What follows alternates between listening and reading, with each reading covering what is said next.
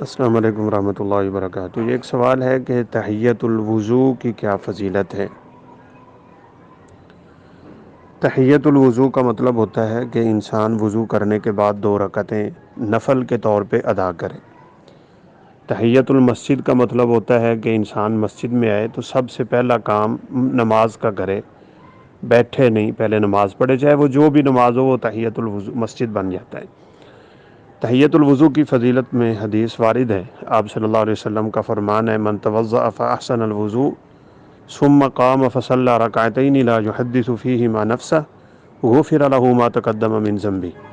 جو آدمی خوبصورت وضو کرے اور پھر 2 رکعتیں ادا کرے، اس 2 رکعتوں میں اپنے خیالات پہ کنٹرول رکھے، ادھر ادھر خیال نہ جانے دے، تو آپ صلی اللہ علیہ وسلم نے فرمایا غفر له ما تقدم من ذنبه، اللہ اس کے پچھلے سارے گناہ ہی معاف کر دیتے ہیں۔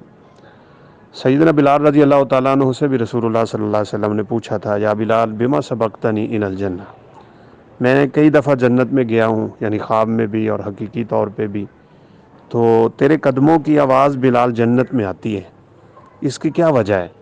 تو بلال رضی اللہ تعالیٰ عنہ کہنے لگے، میں جب بھی وضو کرتا ہوں تو 2 رکعتیں ضرور پڑھتا ہوں۔